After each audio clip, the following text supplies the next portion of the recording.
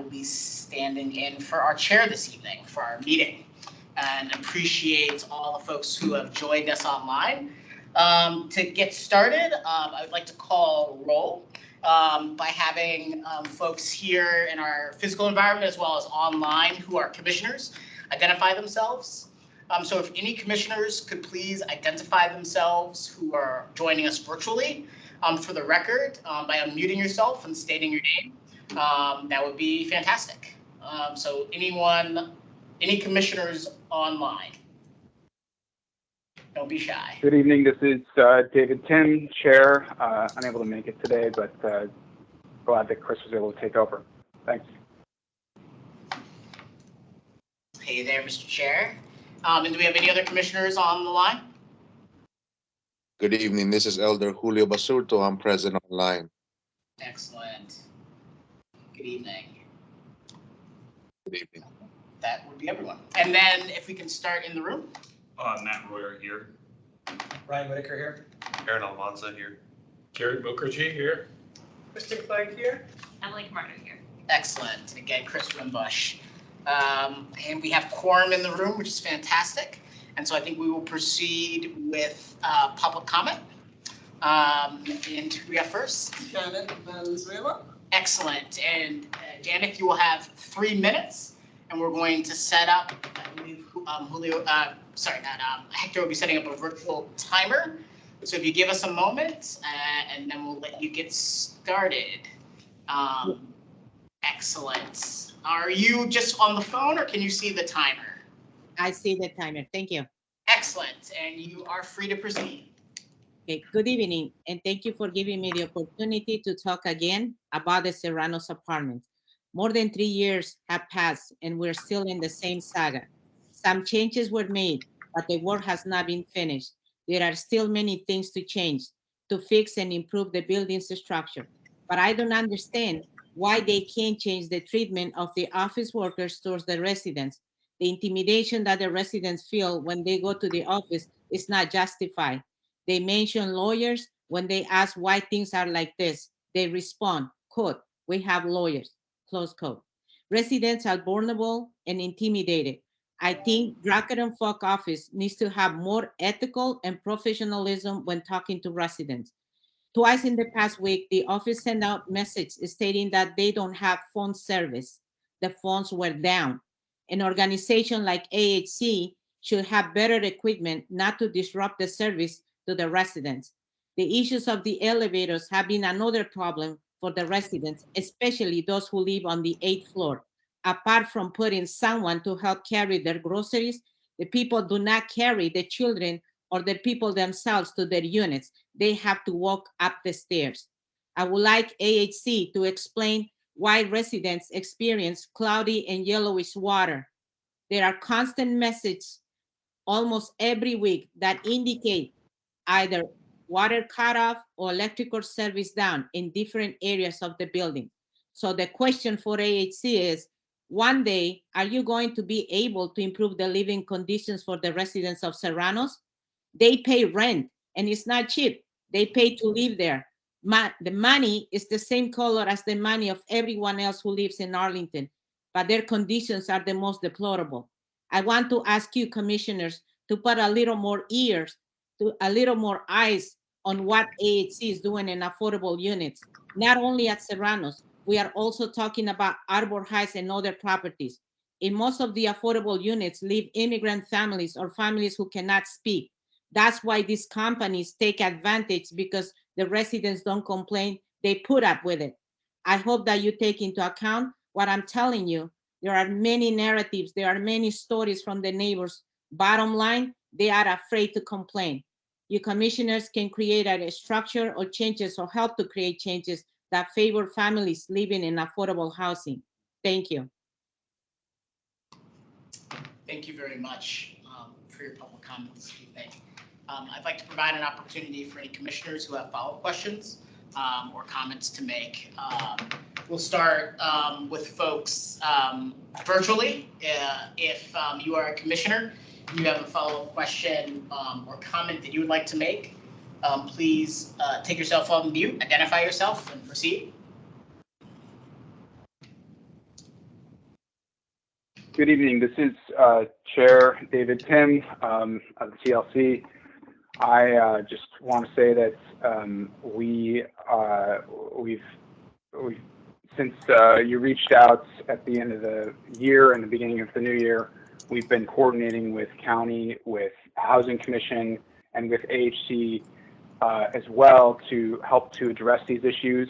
We are hoping to organize a meeting, potentially joint between Housing and the Tenant Landlord Commission in March, and that is not to the exclusion of an additional meeting that will be a county presentation on sort of the lessons learned from the worst parts of the Serrano issues over the last couple of years.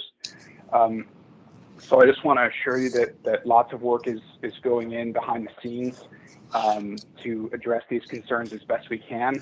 By the same token, I do want to encourage tenants, to the extent that they're on the call or that advocates can relay this message.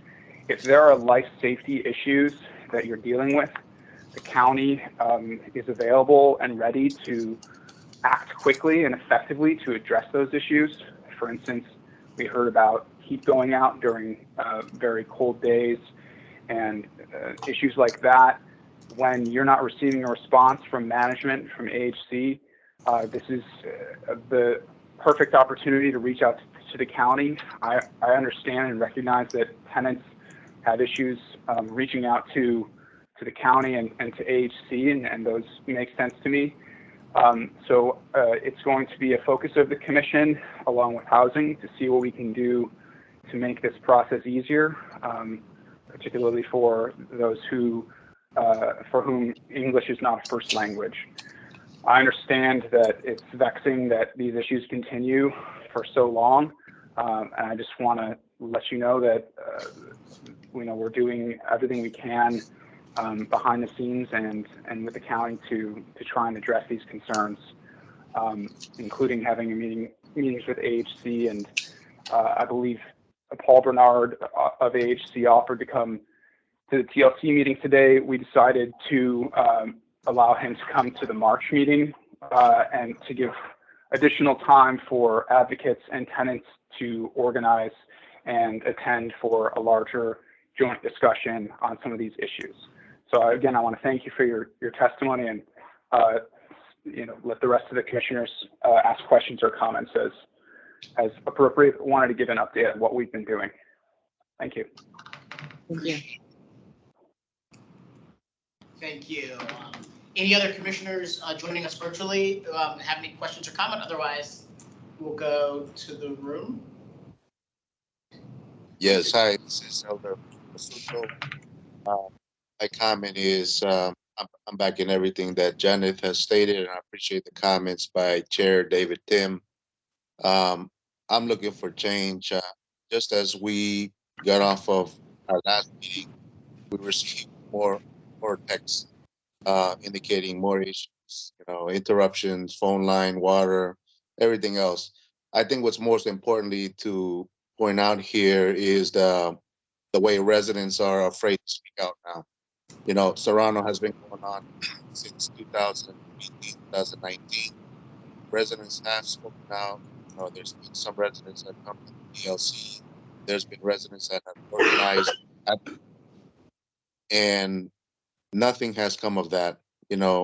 Nothing really has come out of that. If you look at it now, if you look at what's going on now in 2023, and retaliation has happened to the residents. There's been residents that have been intimidated by maintenance staff, office staff. It's going around in circles. So I don't blame them for being here. I'm glad that there's voices here to give out those concerns, but it's going to be difficult. The same issues are going on in Arbor Heights and other places as well. So I want to make that point right here. Thank you. Thank you. Yeah, commissioners in the room, please. So this is Ryan Whitaker. So I got to be honest with you. I've been in the commission for a year now. We've heard Serrano reports for most of that time. I followed it in the news prior to being appointed to the commission. So this does seem like a long-term intractable problem.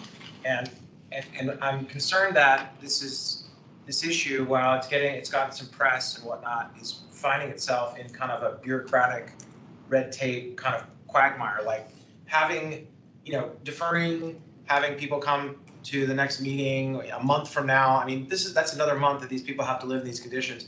It chaps me a little bit because when I'm out trying to buy apartment buildings for my own investment purposes, which is what I do for a living, I have to compete against AHC. AHC can outbid me for properties and charge less for rent because they're subsidized. They get subsidized capital. We put our capital and our own private capital into our buildings, and therefore we have to maintain them. We have to maintain them.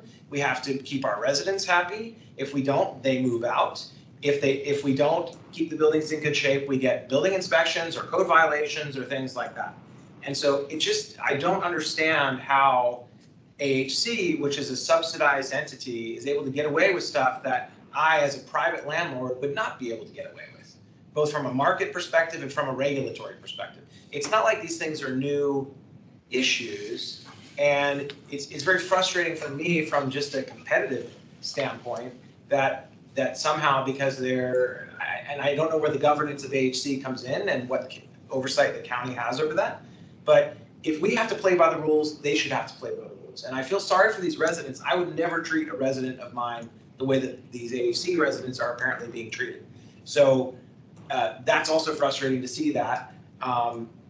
If I have vacancies, I pass out applications to Toronto and maybe get some new tenants. But it's frustrating why the commission can't demand more action instead of more consultation and red tape, especially with the money that AHC is receiving from the county. So whatever we can take action-wise, I would wholeheartedly get behind. Appreciate that. Before commenting myself, any other commissioners in the room who would like to ask any follow-up questions or have any comments? So I both appreciate, personally, this is Chris Wimbush. I both appreciate the update from our chair, and I think we'll have some other comments, public comments on this topic as well.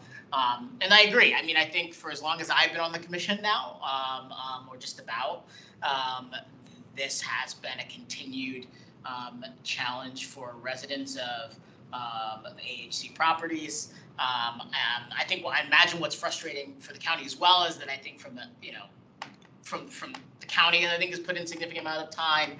The housing commission has put in a significant amount of time.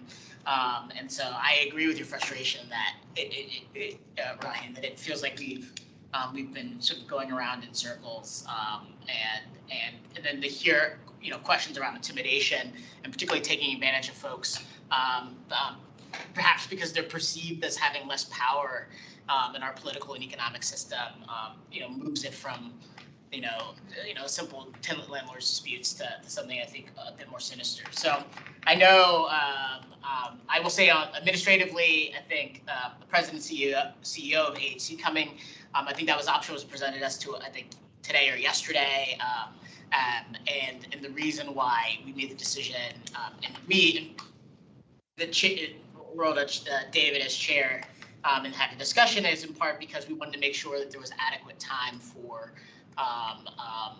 other stakeholders to participate in a conversation like that with someone who's head of AHC. So I think that is the reason why we decided to hold off until next month, and then Housing Commission is also having. So we're trying to figure out what the maximum impact of forums would be for there. So just wanted to provide a clarification there. And check me if I said something wrong. No, you didn't say anything wrong, but I wondered if you want anyone might be on here from AHC. Or Chris, I would also, like to invite anyone from Drucker involved to the management, company that's overseeing this. Is their third party in this, I'm assuming, from AHC. I'd love to hear from someone from their team. If not just to respond to what's going on, but to give us an update as to what they're doing to address these issues. Because they have been going on. I joined at the same time Ryan did, and I've heard Toronto Apartments every other meeting I've been involved in. And it's sad that these residents have to go on here and plead with us, and they get no response. I'm glad that AHG is going to join us next meeting. That's awesome. That's good movement. but someone from Drucker and Fault, who they're getting paid a management fee to manage these apartments, I'm assuming they want to defend themselves or or at the very least respond to these issues. So, Thank you. Yeah. Do we know if someone from AHC is on the line, or you just want to see if there's someone from AHC? Is there any representatives from AHC who would like to address our initial public comment? No pressure, but I want to give you the opportunity if you're there. Hi, Co-Chair Chris. I also wanted to mention that there were some comments to be read by the NAACP. I think it was Brian Coleman. Yes. Yep, and we're heading in that direction now. Thanks so much. Hearing no AHC representatives who are willing to speak, then we'll go to our second public comment. Brian Coleman. Okay, great. So that would be Brian Coleman, who submitted a comment, but is also, I think, on the line and would like to share as well. Do we have you on, Brian? I don't think he is. Brian, I don't think he's online. He submitted it for it to be read at the commission. Okay. So I will, if folks are kind. There's a second. It's only the first page, though. Do we need actually to read it into the record? Because I think all the commissioners have Yeah, we got read it. it. So I think it's not posted. Will it be posted for the public, or does it have to be read in order to be part of the public record? I'm gonna just see how the posting goes, like, keep together and generally have it read. Did he ask not? Oh. Mhm. That's for it. Is that only one? You get one side? Okay. I believe it can be FOIA'd, but in the interest of just making sure that's on the record, if the commissioners don't have an issue, then I will read it in full. Good evening, Tenant Landlord Commission members. My name is Brian Coleman, Second Vice President of the NAACP Arlington branch. I'd like to speak with you tonight about the state of affairs at several of the AHC properties. AHC prides itself on being a respectable and receptive provider of affordable housing to many of our fellow Arlingtonians. However, AHC has an unfortunate history of neglect and mistreatment of its residents, which fostered distrust between the organization and the community.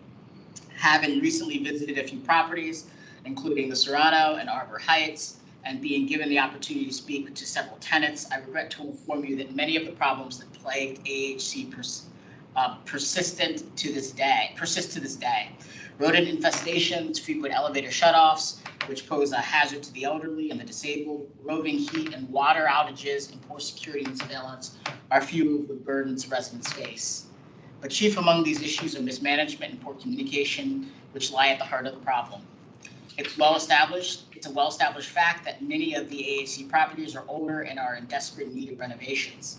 Therefore, a certain level of patience and understanding is due when discussing problems at these properties. However, this does not mitigate the fact that the lives of residents are being negatively impacted by factors perfectly within AHC's control. For example, it took nearly a month for staff to offer help to hundreds of residents having to carry groceries and other things up flights of stairs. The elevators were out. The availability of portable heaters was not publicized, even during a heat outage. Rent and service payments are not being properly documented, resulting in residents receiving multiple payment reminder letters. An unreliable notice regarding utility outages and projected resumption of services leave many in the dark. These issues can and should be promptly addressed by AHC management and staff, as our tax dollars are being spent to create substandard conditions that I'm confident none of us would like to experience.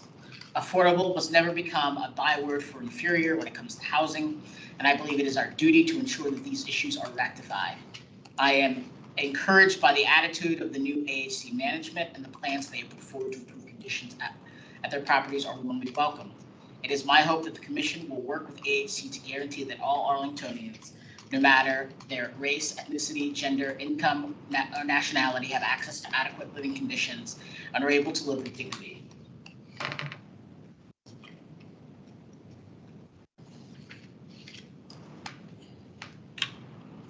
Any comments from the commissioners on that public comment?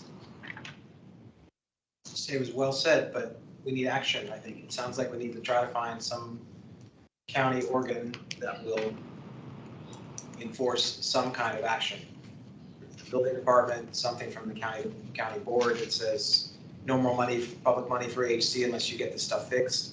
I don't know, something, but I mean, we can talk about this every meeting and, you know, but something should happen. So if I may, there was in fact a meeting with the agency this week. It was called by the chair of the Housing Commission. Staff, Housing Commission staff, as well as the agency staff, and Helen Macbeth chaired that meeting. It was a productive meeting.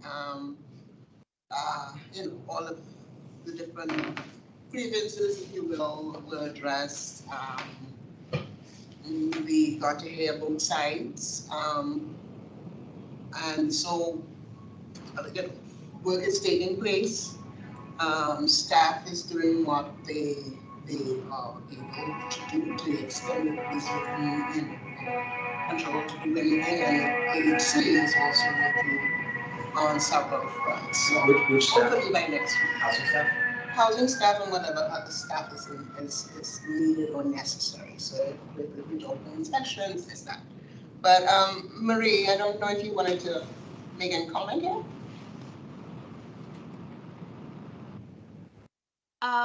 Hello, it's Marie Randall with the Housing Division. I don't have much more to add than Rolda added, but we are working to help the situation and to try to figure out some of some better processes with our other divisions and departments. So we're working on that, and I believe the March Housing Commission meeting, the joint meeting, when AHC is there, we'll have more information for you all. Please. Rolda, if you can expand on what staff is able to do versus what staff is not able to do. That would be Marie. Marie, do you have a question? I'm sorry, can you say that again? Yeah, so Rolda mentioned that you were able to talk about what staff is able to do. Can you expand on what you have in your ability and what you're not able to address at this time? So I think it's a pretty complex answer. So I mean, the county does have a lot of regulatory items in their in their toolbox. So we do have legal documents that allow us to look, to do inspections anytime we want to look at financial records, to look at their audits, to do things like that. So those are things that we do on an annual basis. We are doing another full round of HQS inspections on the Serrano. I believe those are scheduled for right after APS spring break. So we can do things like that. We can also work with DHS and any of their clients in there. So, and then DHS has a whole host of other things that they can do if there are some issues, with a specific unit and a housing choice voucher tenant. They can abate the rent. They can wait until things are fixed. So that is something that is also in the county's toolbox. So there are things like that. Now there's also, and Anne, I believe, has been at the meetings and talking about our long-term CAF strategies that we're working on and what we can do with more coordination. We are working closely with code.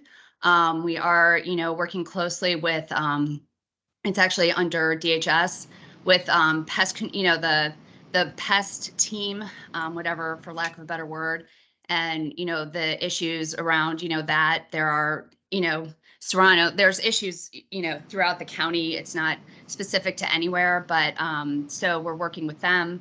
And so we do have a lot more coordination there. But as, we're trying to make sure we can cover a lot of different things. And, I believe, again, we're putting it all together for the presentation when AHC is there, or our comments, I guess, when AHC is there next month. This is Chris Winbush. I'm curious, can you speak a bit, and again, I recognize the delay, but, or not the delay, but the March meetings But I think particularly concerning, and I think relatively, I think the intensity of some of the comments we're starting to hear about intimidation of residents and the management sort of putting forward, talk to our lawyers types of mentality, which I'm a renter and I've never had management office when I ask a question answer with essentially call my lawyer. And so that seems like a different, like there's physical aging properties and then there's discriminating against residents or otherwise intimidating or engaging in retaliation for exercising their rights under public housing laws. So I'm curious, can you talk a bit about what the county's doing specifically to investigate those claims? Because those seem to be intensifying in ways as over the course of the last year we've been hearing. I think the relationship between residents and management deteriorate. So in all honesty, that this is some of the first time I'm hearing about this at this juncture. We heard about it previously. I know, and again, I that is something that we would bring up with AHC if that's how residents have been their experiences with Drucker and Falk. We work with Drucker and Falk to schedule things, to make sure certain things are going on. But for those, I guess those comments from residents, right now the housing division, or at least my little section, has not heard about this current round. So we would have to pull in some other folks and see what can happen with researching that, and also talking to Paul, and if they've heard anything.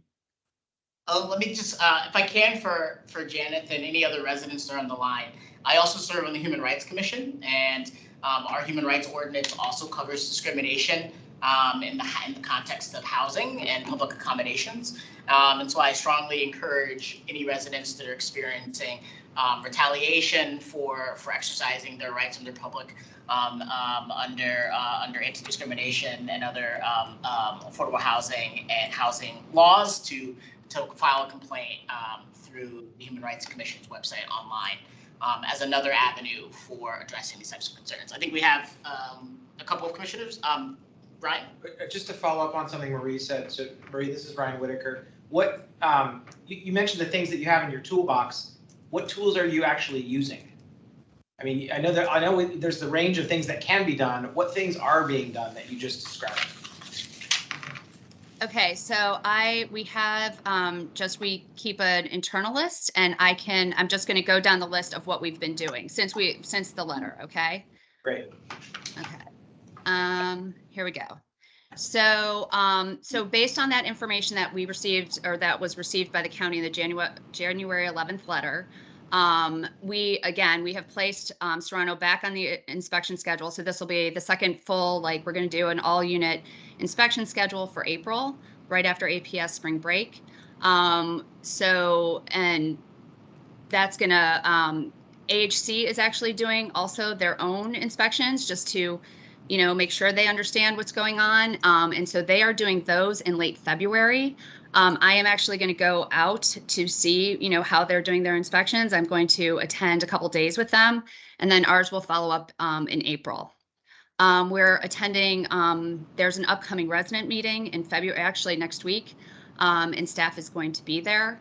We're also working with AHC to confirm future resident meetings, the schedule for that, so that we can continue to go and hear the residents' concerns directly.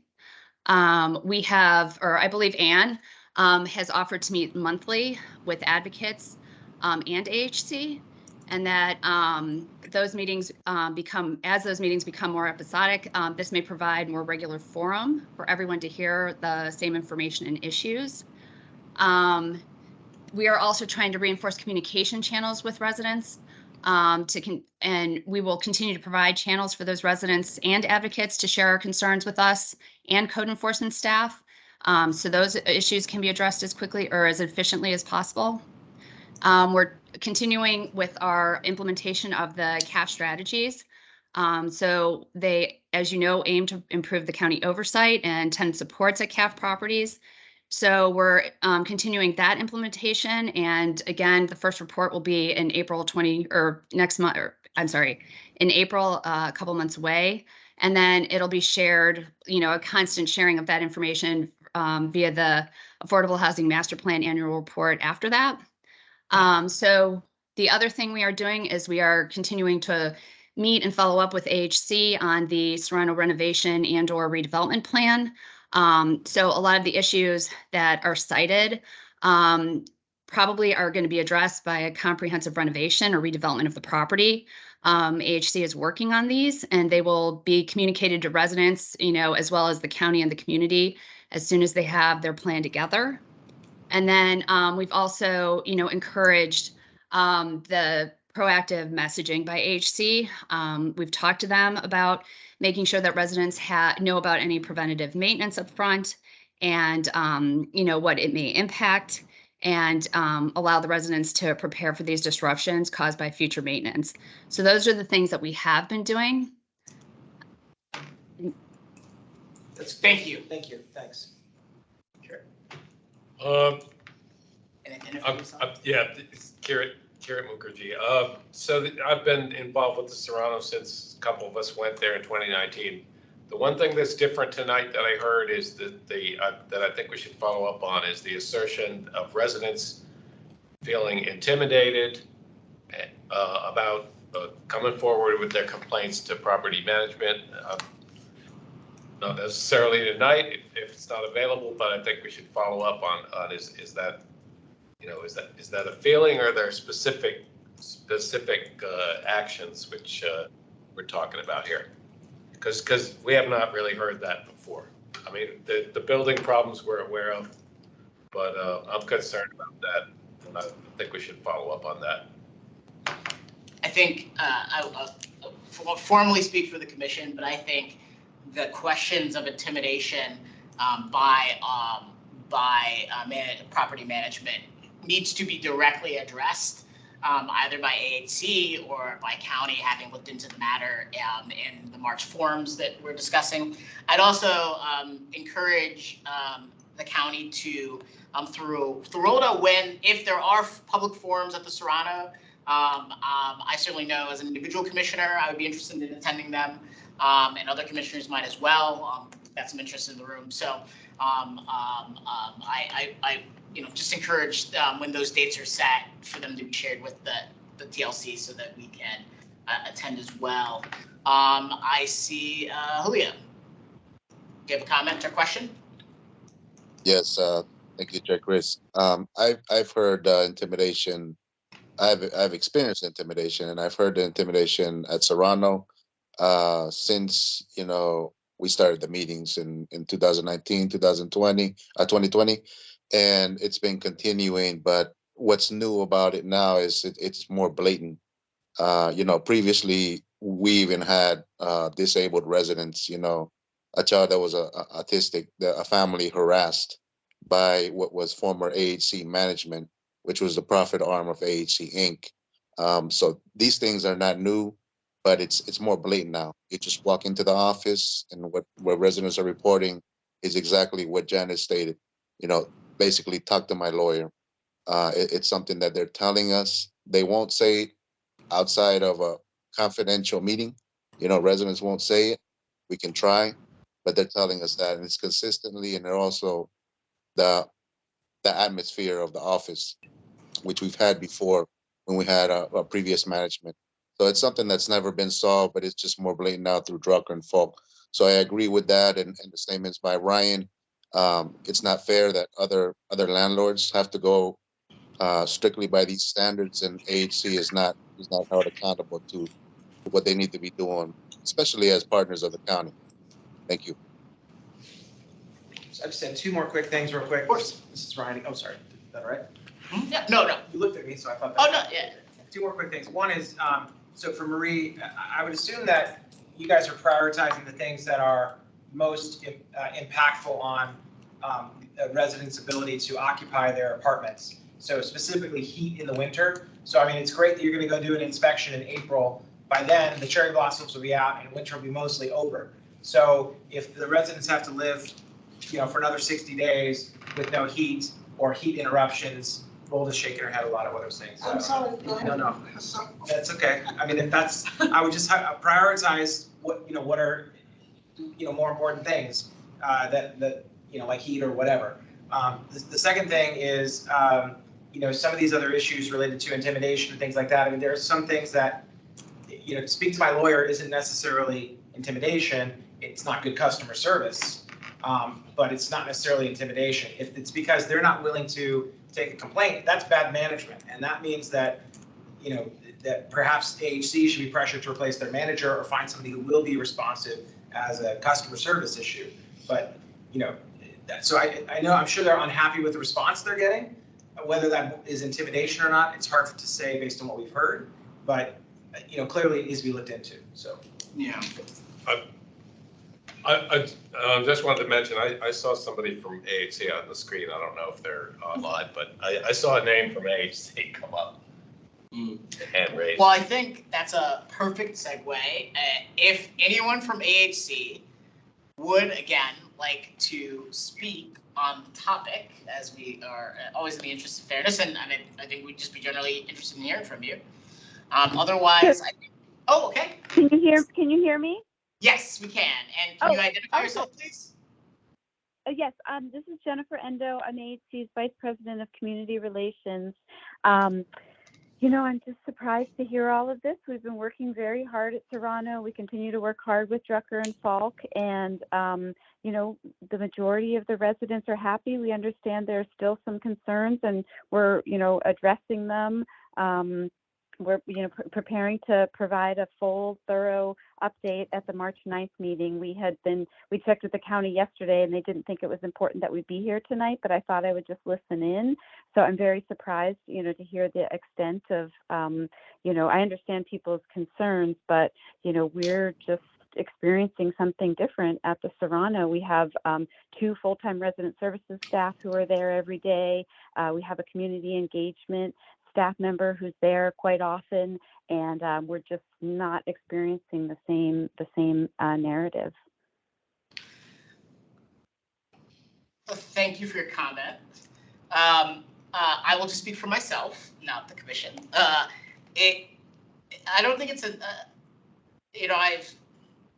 there's something wrong. I don't, unless we are assuming folks are being disingenuous in their comments when they come to commission meetings, or when the NAACP talks to tenants, or when Elder Borsuro talks to tenants, or when the county gets complaints. So I appreciate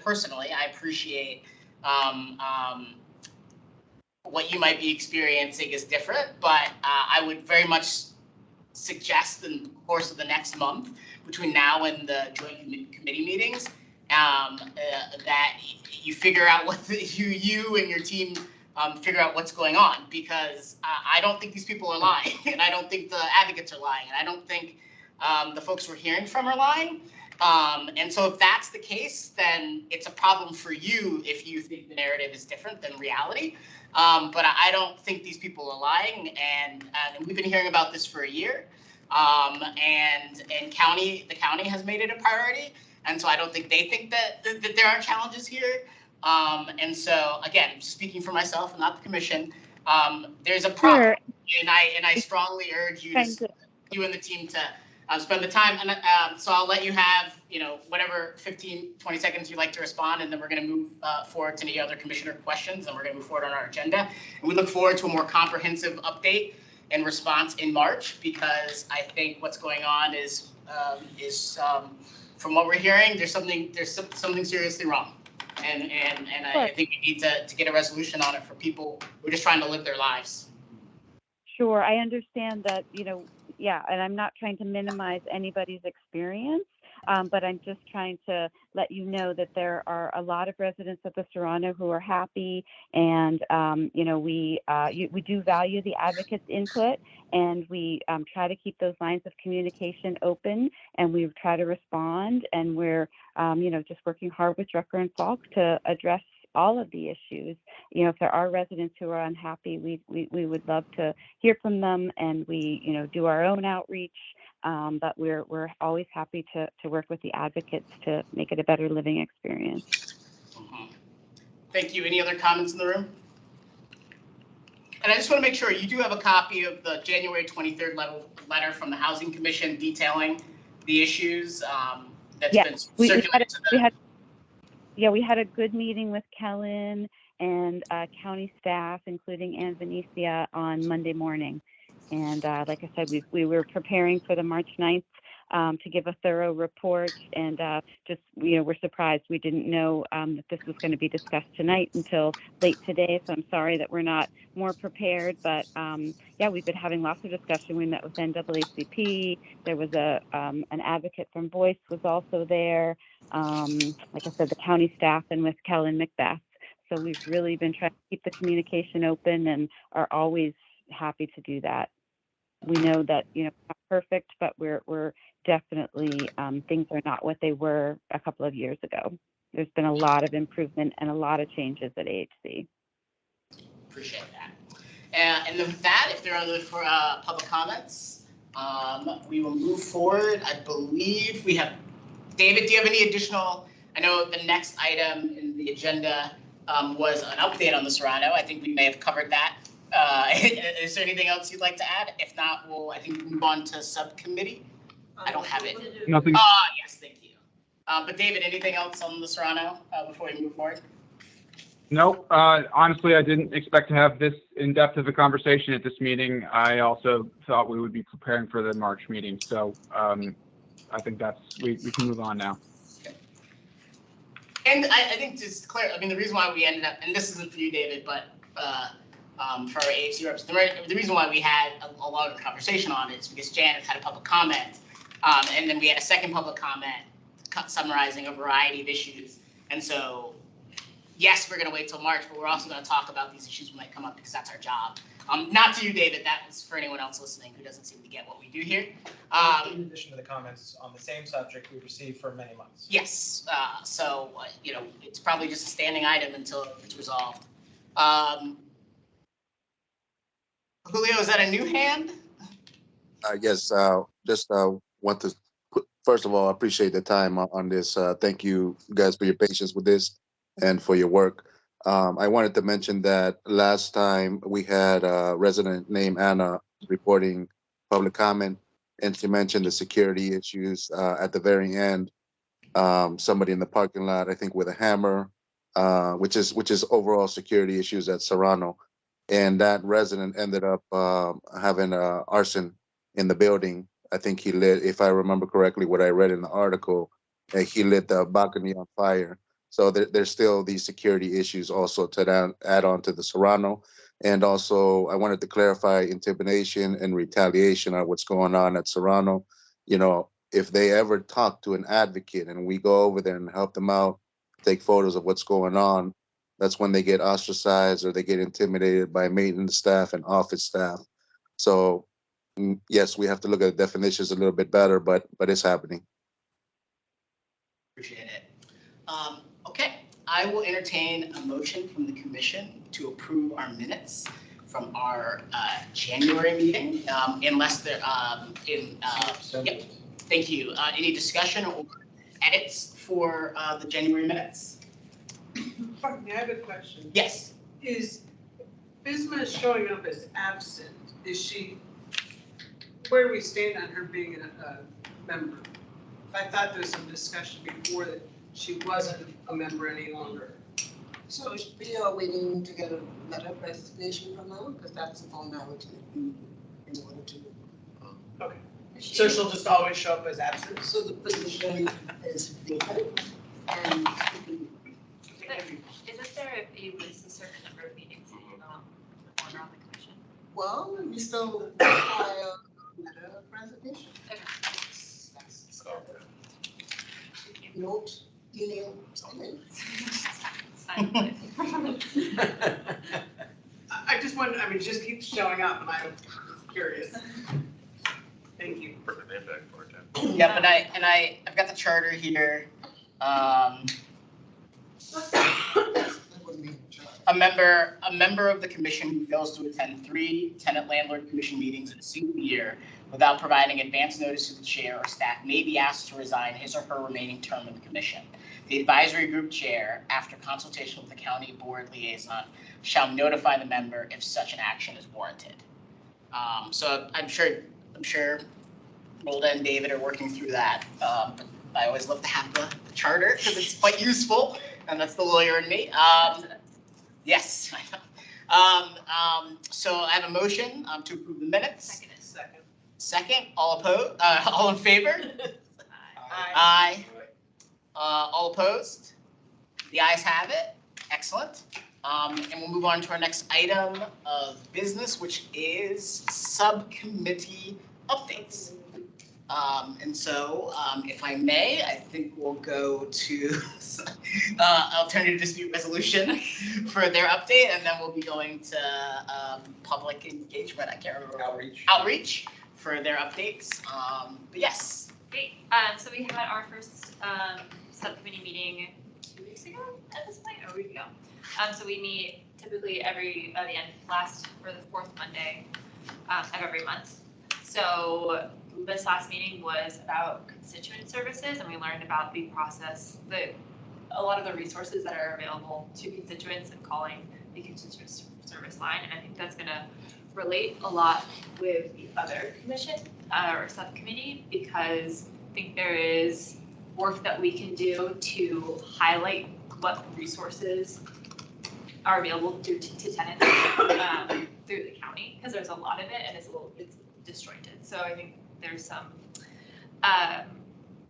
collaboration from two subcommittees on that. But going forward, this month we're focusing on the types of complaints or issues that are reported both to the county and the housing center, as well as Bugada, and how they've been collecting that to identify what makes sense going forward for an alternate dispute resolution to be able to solve. And then we are also going forward with commission research in 3 areas, which are learning about what other jurisdictions do in the region for this kind of service, going into the legality. What would you say your topic is?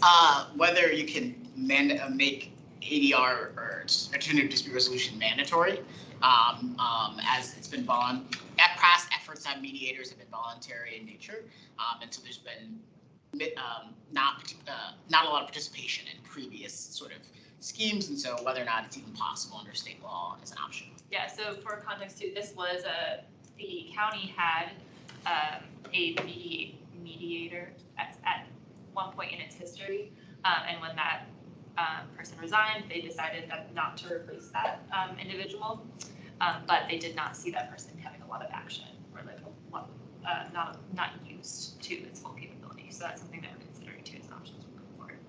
And then the last thing we're researching is more in depth on the VRLTA. Anything that either of you want to comment further on?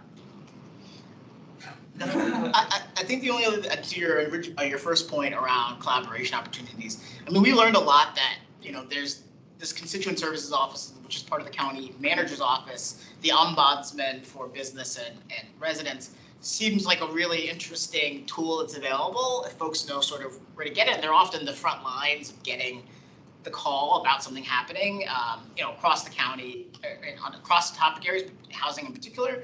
And so I think there will definitely be some, per Emily's point, some collaboration around understanding how folks can leverage and make sure those types of issues get to the right place, like code enforcement and things like that. So it was interesting to hear from the head of that office. Oh, I guess I will say that I thought it was also interesting that this gentleman, I can't remember what his official title was, but the county representative, who's sort of the only ombudsman at the moment, sort of doing both the business side and the resident side, said that downstairs, when they reopen the lobby, that they are going to have 2 people sitting at that front semicircle space, and that the idea is to take walk-in questions and to sort of be that easy place for people to go to, because everybody sort of realizes how hard it is sometimes to navigate the website, navigate who to talk to. But if you can just walk in and talk to somebody, they're gonna help you get there. And I think that that's really gonna help reinvigorate that whole idea of having the ombudsman. Yeah. I thought that's, could be dollars well spent for the county. This is the closest thing I think the county has to through Loveland Services. Which I think in itself, another thing that we recognized. Tom, one thing we recognized is that I was sort of under the impression that the county had a 311 line. A lot of cities and localities do these days. It's, that simple non-emergency number where you can get routed to the right place. And so I think as they're sort of adding the capacity downstairs,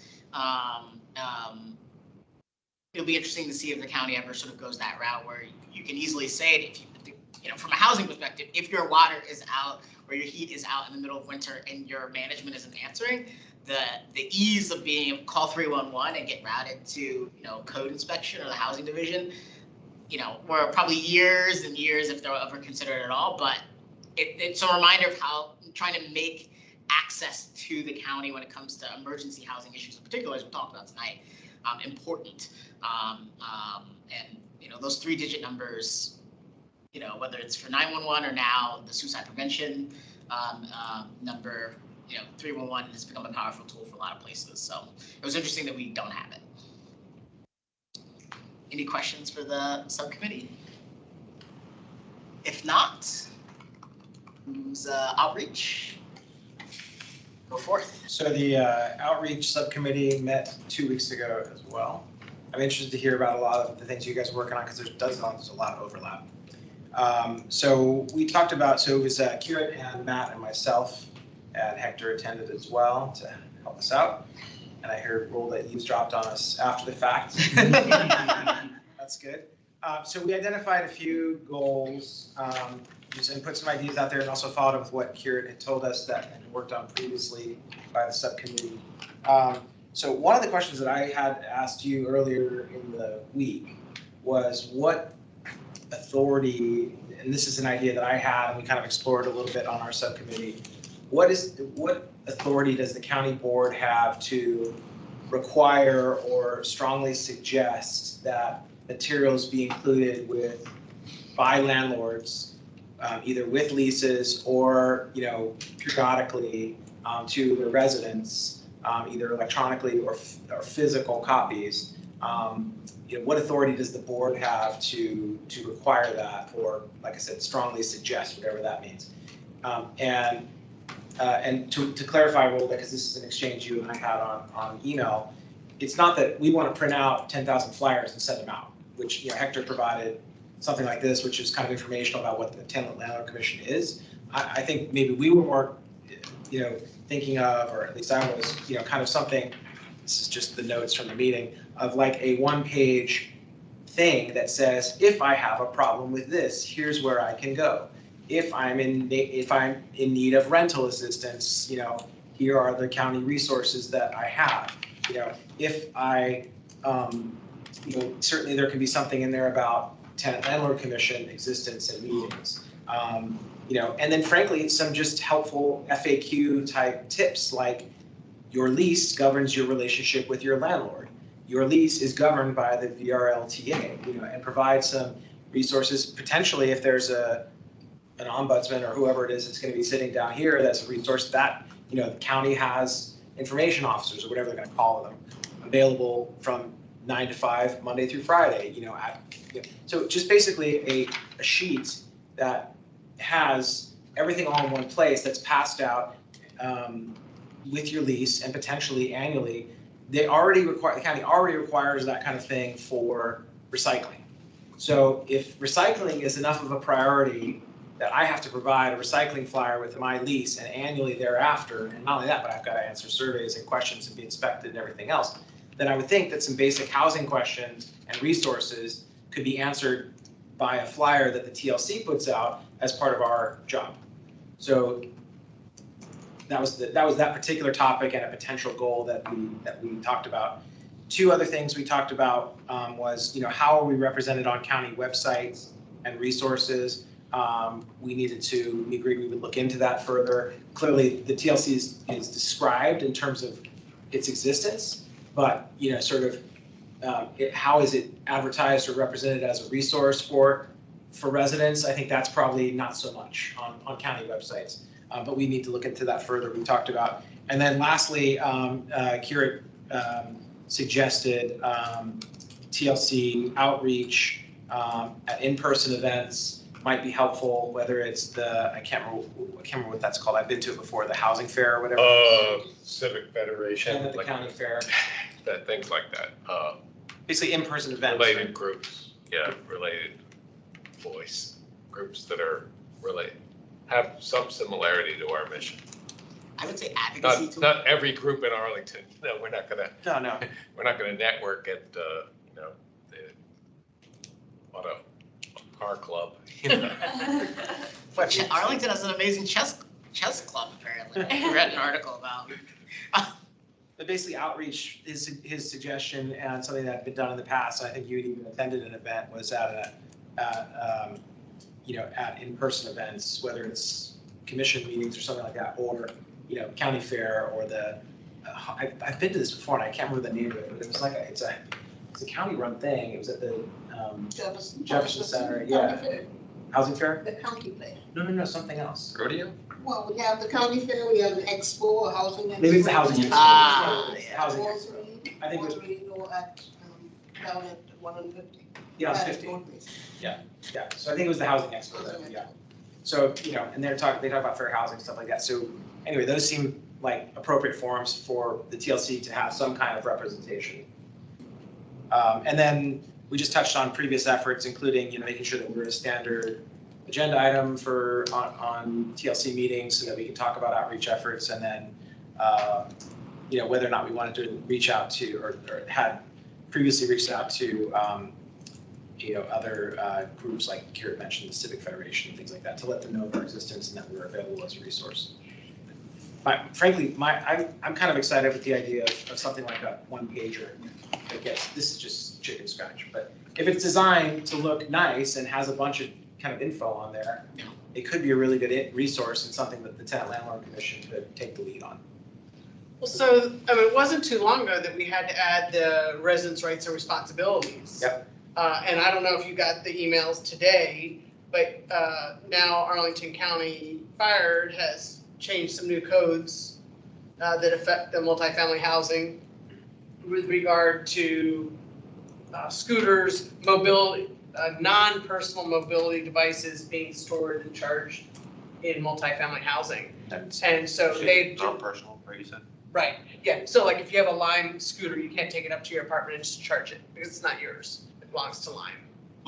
I thought it was but more a fire also- risk with the batteries. Also, there's an issue with the fire risk because the EV batteries are Yes. exploding and they can't put the fires out. There was a death recently in New York because of that. Right, I think I've So seen that. that's what, if you didn't get the email about that for the county, I didn't. I I'll can look forward for it it. to you. Please, yeah, that'd be great. I didn't get that either. There's gonna be, About EV chargers? how about EV chargers specifically? It's the lithium batteries that are stored in these like electric, like the Lime bikes. scooters. Well, I think that's why you can't do Yes, them, in your apartment. put them in your apartment. Correct. So that just came out, Arlington County Fire Department, Arlington County Fire Department is hosting a meeting on September 24th, a virtual one, but they sent out flyers that's and they have the new law, the new code that we have to give to all of our residents at least at renewal and at least once a year, just like recycling. So. I mean, I think the mechanism. It's not hard. No, and I think the mechanism is, if I think about like the pathway to do it, I mean, asking for, changes to the ordinance and code that would make something like this a requirement, like affirmative, materials regarding, housing, housing, resources and things like that. If that is not authority that the county already has, then I think that's something we can advocate for. It's a problem with our priorities because some of the things we're talking about are just as important, but the recycling, the State Department of Environmental, the state requires that. The state of Virginia, the Department of Environmental Quality requires that. The fire, that's a safety issue. So that's the fire code, but some of the things that we want to tell people about are just as important, but they're not necessarily, there isn't right now, there isn't a mandate that requires every Let's change the law. landlord, every landlord. Or let's advocate for changing the law. Well, And that's a problem. Yeah. That's a problem. It's just as important, but it's not triggered by anything. My thought is if we developed I'm sorry, Lee, you want to say something? I would just say we can provide it as a recommendation to some of the landlords, and if we're doing the outreach stuff, then having that one pager out the outreach areas would be good, because how many tenants read through all of the things that they have to Well, and that's why if you do something that's colorful and pretty. Yeah. And stand up? it stands out. I mean, it can have a lot of information on it, but my thought is if we were to spend some time. Yeah. Collecting the kinds of things that we want to see on there, have the commission take a look at it, make suggestions, comments, change it, get it designed so it looks pretty. And I felt bad because Hector showed us this and he's like, I did this. And I'm like, oh, it's nice. But it really just talks about like our charter and stuff. I'm like, this isn't going to be useful to a tenant, right? I mean, it lets us know that people know that we exist, but that's not a resource. So anyway, my point was, if we can put all that stuff in one place, show it to a county board member and get their buy-in to make this something that should be a relatively easy lift, I would think. Yeah, well, the issue that I brought up in that was that it might end up being, if we're trying to maybe not mandate it, but try to make it so that it's, I guess it would be sort of a mandate, but that turns into more of a General Assembly issue where you're having to talk to changing the law, for instance. I think the exercise of getting all of that together, even if we can't mandate it or do it, is worthy of the commission's time. Mhm. Well, nothing else, it's great for the ombudsman downstairs to have, Right. right? And, It's good. I think it's good to have as a suggestion for sure. and I think if the subcommittee puts together if housing staff has one, or we put one together, but I think more importantly that we make it for advocacy groups that are interacting with tenants, even if we can't, I mean, we should try. We should try to get it mandated if that's legally possible. Mhm. But if not, creating the resource or identifying a resource that might already exist that is serving this purpose and modifying it, and then really pushing through advocacy groups and even landlords that are just willing to voluntarily include it in their welcome packets. There are a lot of, I know today in particular, we talked about some challenges, but there are incredible, we have Arlington, including around this table, incredible landlords who, I think to our work around alternative dispute resolution, want to sort of create those pathways for productive outreach and things like that. So even if we cannot mandate it, although we should try. But I think the first step, I think to Emily's point, is let's put it together. Yeah, create it. I think that's right. Yeah. That's right. So maybe at next outreach committee, maybe Curator Matt and I will sort of outline what that looks like. I don't think any of us can claim to be graphic designers. Well, So can you? I actually think he. Yeah, awesome. Even better. Kieran, you and I are just This is, superfluous now. Is that you, David? yeah, I don't want to interrupt though. I just want to interject when I have a chance. Yes, please go for it. So I am really grateful for the work you guys, the thinking you're doing about this. I think it's awesome, the one-pager idea. I think along with the one-pager, considering what are the options, and we've been sort of discussing it here in this in the forum today, about what are the targets that we can aim at, what's achievable, and even if we don't get, let's say, the mandate, which is the top target, maybe we can mandate through Arlington County rather than the state legislature of Virginia to have all affordable housing included, and a program where we encourage private landlords as well, even if we can't mandate it. So I think I would ask the subcommittee to be looking into like sort of a tiered target system. So even if we don't get the best thing, we don't give up on the project because it has so much value. I think that makes a ton of sense. And then to David's point, there may be for county financed properties, there may be an opportunity. And I think we've heard this as part of the CAF discussion, leveraging loan covenants to say, hey, you must encourage your tenants to utilize this ADR mechanism, or you must provide this type of information to your residents. So I think that's a great idea. David, thank you. And I'll just say one more thing, from the constituent services that we met with, they have been developing a knowledge base, so like if someone calls about this, then direct them this, and they said that they're gonna see how they can share that information, which I think would feed right into what you need for your flag. How they internally route. Well, we're gonna show you our flyer and you're gonna have to comment on it too. We're excited.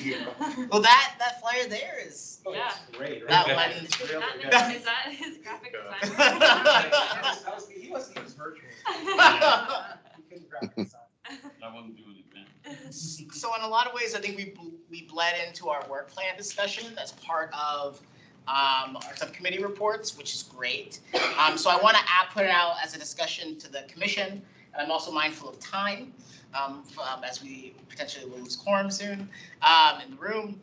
Are there any ideas that have not been discussed by either of the two subcommittees in the reports tonight of potential projects or other types of work that the commission as a whole should be focused on for 2023?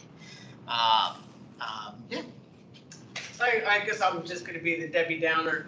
I'm not sure we should take on anything else. When I saw that came on the agenda, I was like, oh, really?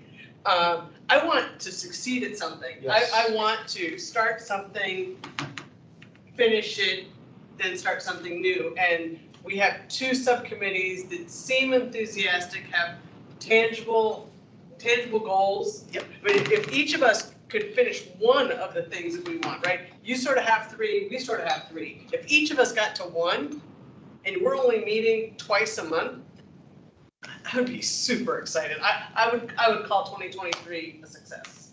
So I second that sentiment.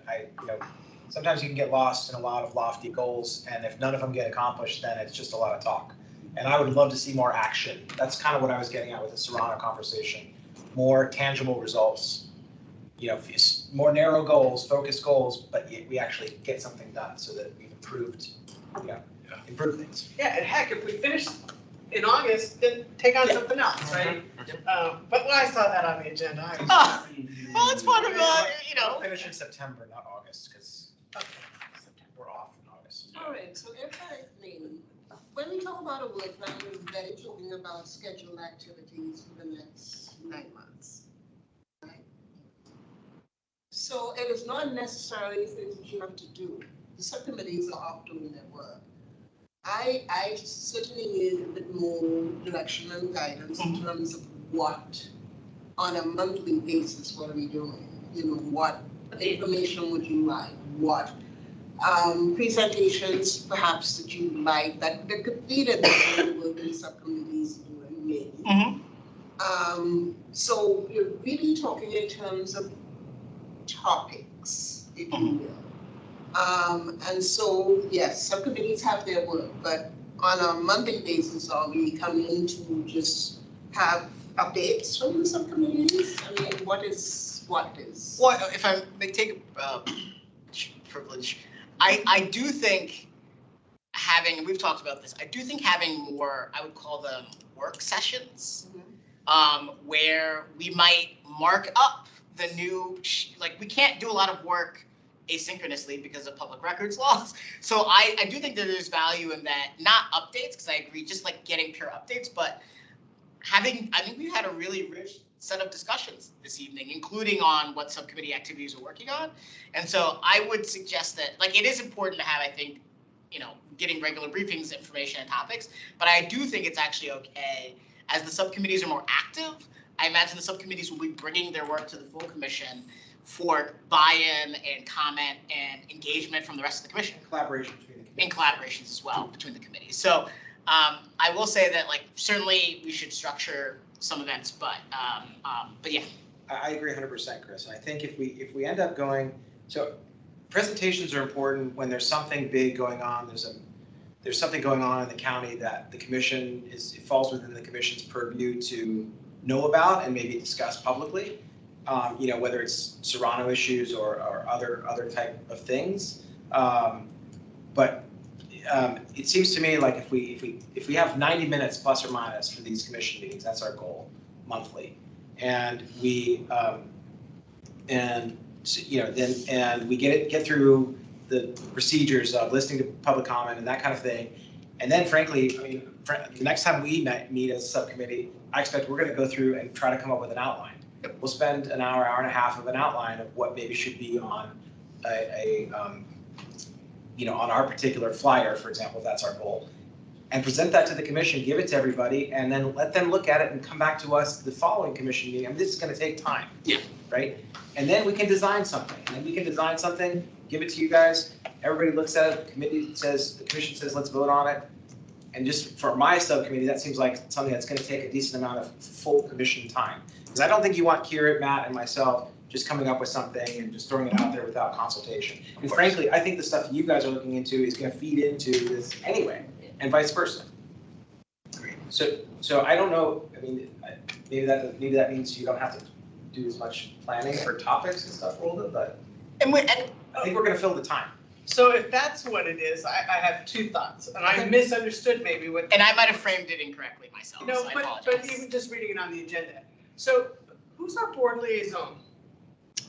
I think. Matt DeFranti. So we haven't seen Matt, so it'd be nice to see Matt come in and sort of tell us what's he got cooking? I mean, he's got the 35,000 foot elevation. That's, I believe, his right. He could do that at any time, right, Rolda? Right. But we should ask, we can ask him and invite him. And then the other thing, Saul, you've been very quiet for the past few months. And I always enjoyed when he took 10 or 15 minutes to tell us what's going on from his perspective, because he is out in the trenches with the residents who have often less of a voice. And had a young lady who worked beside him who had a lot of data. And I thought that some of the information he provided to us was very beneficial. So if that's what we're talking about, those are two people I would like to talk to. And I have a listen to. I have three ideas. One, which I think is already cooking. We're gonna, I think, hear about the budget next meeting, I believe. So meaty. I think it would be lovely. I think one role that the commission can have can be as a convener of other groups and other. So I think it would be interesting to plan at some point this year a roundtable of landlords of different sizes, perhaps sourced by our landlords on the commission, to hear about the challenges and opportunities from in terms of our rental market from landlords. And I think it would, the flip side, I think it would be interesting to have a panel of advocacy groups that are come by, including Bugada, to come and talk to us about what they're seeing as sort of the bigger challenges and opportunities in the rental market in Arlington.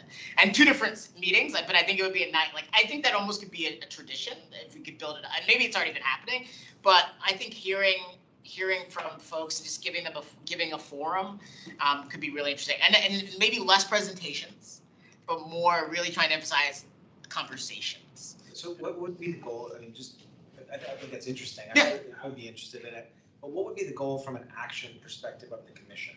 So I think it's super fair. So I think if I think about it from what we could learn from landlords is I actually, and I think we still have some follow-up work to do on the housing choice voucher program, but I think we learned in the previously formed housing discrimination committee, we learned that there were a lot of, I shouldn't say a lot, there was a perspective from smaller landlords that some of the burdens to taking housing choice vouchers made it a less appealing program for them to participate in, that I think we did not, or at least the subcommittee did not fully appreciate until we heard from those folks.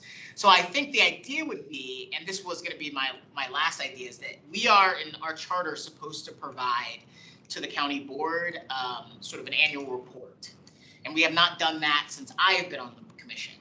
But I think what would be great is if we could do an annual report this year, that of course summarizes the amazing work we've already done, but we use that as a report to highlight, again, it's sort of making recommendations to the board of how we can ensure that our rental market is robust and is working for both landlords as well as tenants.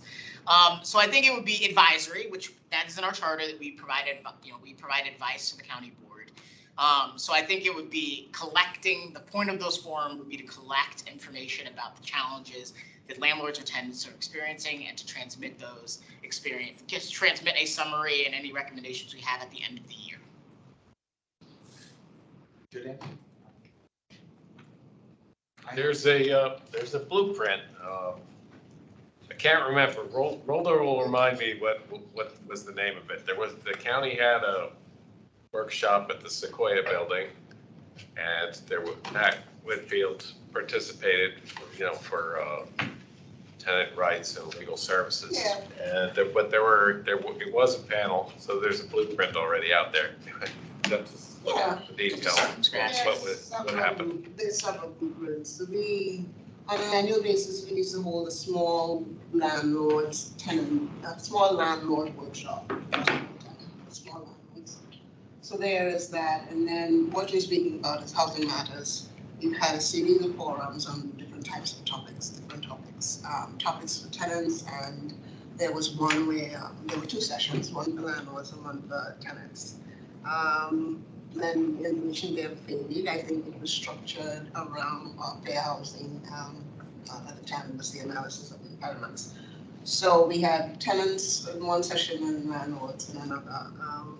So I mean, those are things that we have done over the years, definitely.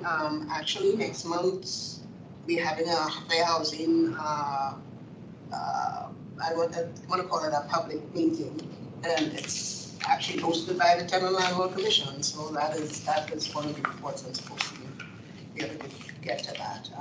And are those sessions like county sharing information, or is it county listening to? That's what I was gonna ask. Is it educational? The one that you're talking about is a round table, something, so that it sounds like it's more of a conversation that's taking place. So either way. Okay. But in the ones that we have had, it is a forum, an opportunity for the county to provide information and for residents, tenants to get information, to participate in whatever way.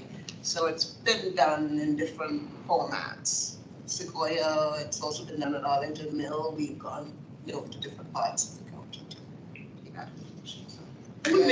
I would personally, only speaking for myself, would want to, if we had those types of roundtables that, as part of our program for the year, that they are more driven by us listening than either the commission or county staff having to report out to them. I think we should have a set of questions and areas of topics of interest that we can facilitate a conversation, but I would really be interested in, I am a public interest and I care deeply, I'm a member, but I care deeply that I rent and I like renting and I want the rental markets, 60, I think now to 70% of folks rent in the county.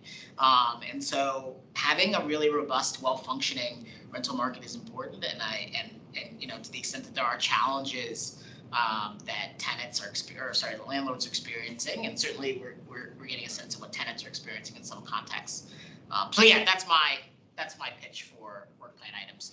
But I'm mindful of time and needs.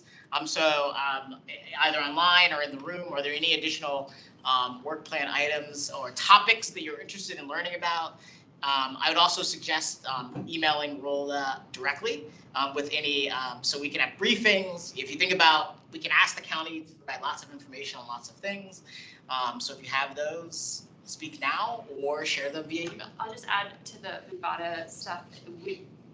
With our subcommittee, what we discussed is the complaints that are coming in around housing. So if there's regular updates, I think you said Hector keeps track of those more. It doesn't have to be every meeting, but more regular of what kind of complaints or questions we're keeping track of. Building code issues that are related to rental housing that are coming in that are available. Yeah. All of that is Bugata as well as Hector to get ready to present that information. And I believe the Constituent Services Division, Department or Unit, whatever they also are prepared to bring some of that information, but it's primarily to yes, we can check it out. So I just want to make, sorry, go ahead. I was just waving goodbye. So there was one final announcement that I need to make in preparation for next month's meeting. I sent out the report, which is the regional fair housing plan. It's been called the things, but anyhow, so that was a process that several 6 jurisdictions participated in with the Council of Government, and so we now have a fair housing plan for the region. Within it, it's a very long document, but within it, there is the Arlington's very specific Arlington plan. So we'd like for you all to look at that. I will be sending out more information on that in the next couple of days. And at the next March 8th meeting, we are hosting a public information or public event for that plan to be discussed, and the consultant actually be making a presentation on that plan. So it's important that we get the word out, and so that we can have a robust meeting and discussion on that plan. That is our agenda item For next month? Okay. As well as we'll as well as a budget. budget. Okay, excellent. And AHC. And AHC. Oh, AHC. Oh, and AHC would be a separate. It would be a, This is called tenant landlord meeting. It would be a joint. The AHC, and follow up on the Serrano, that's taking place at the Housing Commission. we will join. Okay. Or then. Well, We're figuring out. How that is going. Okay. Whether That commissioners from here are going to attend that meeting, or if commissioners are going to attend their meeting. Well, it's 2 meetings on 2 different days. Yeah. So one, you have the option. Okay, good. What's up? Okay, got it. So I think building on Rhoda's comments, we all have networks. And so when we get that information about the plan, I encourage all commissioners to share in their networks. And then I ask, I guess we lost Saul. So anywho, but yeah, I would strongly urge us to share out to our networks the plan and the fact that meeting's happening, and so that we get great attendance and engagement.